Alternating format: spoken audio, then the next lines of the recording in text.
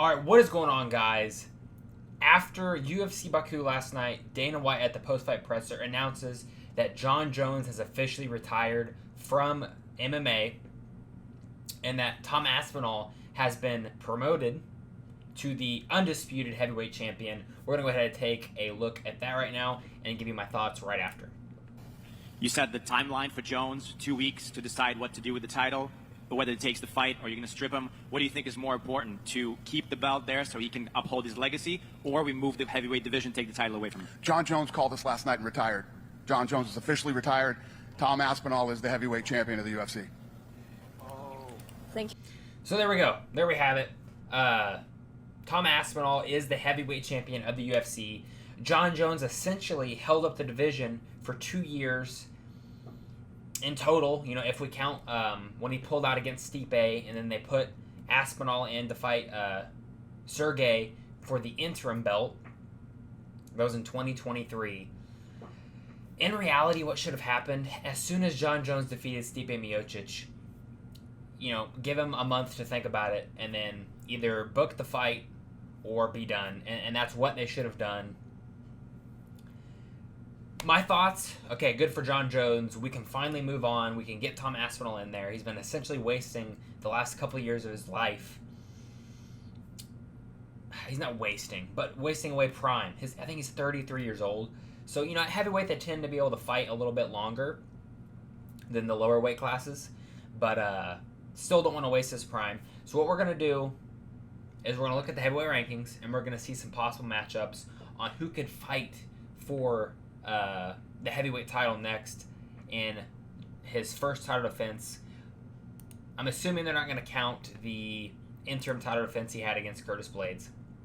Let's go ahead and take a look at the heavyweight rankings. So right now, I'm assuming, you know, they're going to bring someone in the rankings, because Jon Jones will disappear from the rankings. Aspinall will be the heavyweight champion. And I'm assuming everybody's going to get shifted up one. So let's kind of look at the top of the division right now.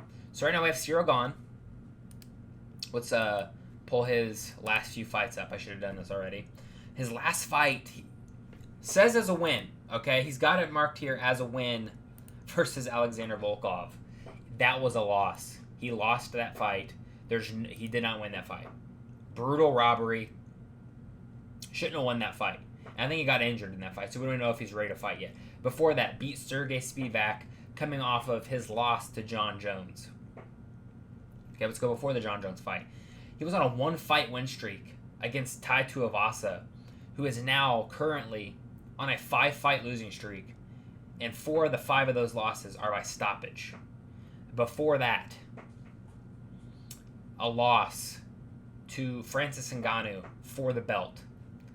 And we can keep going back before that even more. A win over Derek Lewis for the interim heavyweight champion. I might have said featherweight. I don't know why. I might have said that. I don't know why I did.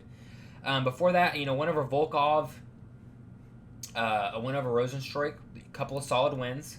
And then before that, it's just like none of these wins really mean anything. So Cyril Gane is on a 1-fight win streak, or 2-fight win streak, sorry. One against Volkov where he should have lost that fight, and the second win against Sergey Spivak, which, I mean, it doesn't mean a whole lot. Spivak just lost his last fight, and before that, he was only on a 1-fight win streak. So, although I feel like Spivak fought recently and lost, because I picked him. Yeah, he just fought Waldo Cortez Acosta. I don't even know why that's not on here. But he just lost to Waldo Cortez Acosta. So let's look at that division here. So Gane, I don't think he deserves it. Okay, he's fought Jon Jones for the title. He fought Francis Ngannou for the title. And he fought Derek Lewis for the interim title. So he's had 3 title shots where he's won one of them against Derek Lewis. Next, Volkov's coming off of a loss. Now, if that Cyril Gane fight did not exist, I would say Volkov, although he's already fought Tom Aspinall, is the deserving number 1 contender. That's where I would have Volkov right now. If the UFC really, really wanted to be nice to Volkov and give him a title shot off of a loss, which Stipe Miocic got a title shot off of a loss. His last fight before the Jon Jones fight was to Francis Ngannou, where he got knocked the fuck out. So, could they do that? Yes. but I don't think they should. I really don't want to see people coming off of losses going into title shots, unless they were, several-time defending champion getting a rematch. I understand that. Next on the list, Sergey Pavlovich. I believe he has a fight booked with Waldo Cortez Acosta. So those two are booked. That's like a number one contender fight for Waldo Cortez Acosta. If Pavlovich wins and there's really nobody else, I could see him getting a title shot after that. Well, no, he lost to Aspinall. He needs 3 wins. Give Pavlovich 3 wins, he can get a title shot again. 3 solid wins. So I don't think it's going to be Pavlovich. Blades, they're 1-1, okay, but the first win for Blades over Aspinall was almost a fluke. Aspinall injured himself. That was like a 20-second fight. And then after that, their second fight, he was brutally KO'd in the first round. It might have been an early stoppage. Maybe he wasn't brutally KO'd. Brutally TKO'd. Tad bit early, but I don't think the result of that fight would have ended any differently. And Blades, in his most recent fight he just had at UFC Baku, said, I can't remember what he said. He did something, hurt something. I can't remember his arm or his leg, popped something out. Said he wants to come out towards the end of the year, come back towards the end of the year.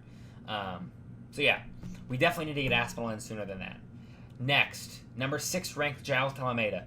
That is who I think is deserving out of the top 10, if we will, in the heavyweight division. Let's look at what streak he's going on right now. Overall record 22-3, only on a 2-fight win streak. First fight or win is Sergey Spivak, and the one before that was Alexander Romanov. Not the best wins. Before that, his other best wins would be Derek Lewis and Jairzinho Rozenstruik. All these other wins don't really mean anything. If I'm being 100% honest, they just don't mean anything. So even the case to have Jailton Almeida, the only reason to give him the title shot is there is nobody that deserves it, really. Again, Gane doesn't deserve it. He's on a 1-fight win streak. Volkov, he's coming off of a loss. Pavlovich is already booked up with Waldo Cortez Acosta. Blades is injured and is only on a 1-fight win streak.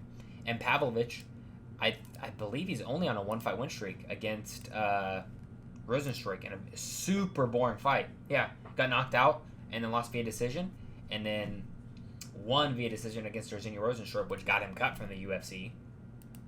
But yeah, I think we're going to see Tom Aspinall versus Jailton Almeida for the undisputed heavyweight championship.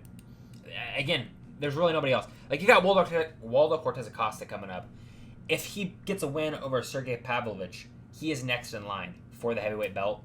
Other than that, there's really nobody. I think Marcin Tybura is coming off of a win or two. Derek Lewis has a fight coming up against Towson Teixeira. Again, Tuivas's 5-fight losing streak. Shamil Gaziev, that is a name coming up the rankings. He did have a chance. He lost to Jairzinho Rozenstruik. So I think definitely deserves a step up in competition in his next fight. So that could be a potential up-and-coming prospect for Tom Aspinall to fight.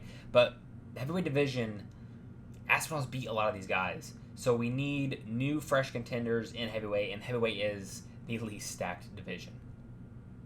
But yeah, Tom Aspinall, heavyweight champion now. Cool. I'm finally glad we're going to get some movement at the top of the heavyweight division. Good for John Jones. Had a great career. We'll just leave it at that. Leave all the controversies to the side. I'm excited for what's to come in the heavyweight division. Again, I do want to thank you guys for 80 subscribers. I have hit 80 subscribers, at least as of recording this video. I haven't lost any. If you guys are new, please subscribe, drop a like on the video. Let me know in the comment section down below, who do you think Tom Aspinall should be fighting for the undisputed heavyweight championship in his first title defense? Let me know down below. I'll see you guys in the next one. Goodbye.